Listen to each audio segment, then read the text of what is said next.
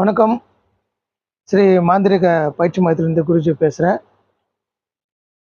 இப்போ வந்து நம்ம வந்து மாந்திரிக பயிற்சி கொடுத்துன்னு இருக்கோம். அது சில பேர் ஃபோன் பண்ணி கேட்டாங்க, ஐயா நீங்கள் மாந்திரிக பயிற்சி கொடுக்குறீங்க, நல்ல விஷயந்தான். ஆனால் எந்த மாதிரி மாந்திரிகத்தை சொல்லி தரீங்கன்னு எனக்கு சொல்லுங்கள் அப்படின்னு எனக்கு கால் பண்ணி கேட்டாங்க. அது ஒரு புக்காக ரெடி பண்ணியிருக்கோம். அந்த புக்கில் இது இந்த புக்கு ஒரு முறை, இன்னும் நிறைய முறைகள் உண்டு. ஆனால் அதில் ஒரு புக்கு இது, அதை உங்களுக்கு காட்டுறேன், அது பாருங்கள். அது என்ன முறைன்னு சொல்லிட்டு உங்களுக்கு தெரியும். இது பாருங்கள், கனவில் கணபதி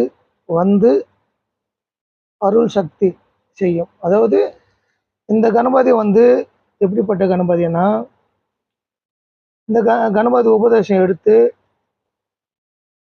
அது பூஜை பண்ணி அந்த மந்திரத்தை சொல்லினா வந்தீங்கன்னா, உங்கள் கனவுல நீங்கள் என்ன கேட்டாலும் சொல்லுவாங்க.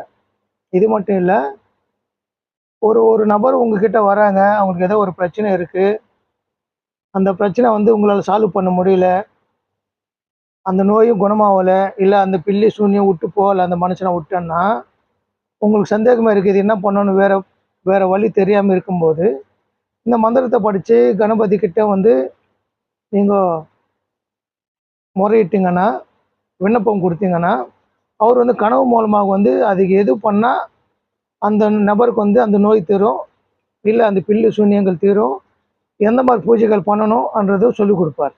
இது ரொம்ப ரொம்ப அற்புதமான முறை. இப்படி பல முறைகள் உண்டு. அதில் சில முறைகள் சொல்கிறேன். இந்த உடல் கட்டு, இந்த மாதிரி நிறைய மந்திரங்கள் உண்டு. சரிங்களா?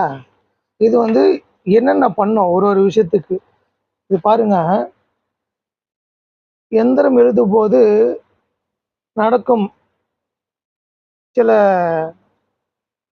எந்தெந்த நேரத்தில் மந்திரங்கள் எழுதணும்னு சொல்லியிருக்கு இல்லையா, அதன்படியாக நம்ம அந்த நட்சத்திரத்தை பற்றி நம்ம சொல்லி கொடுப்போம்.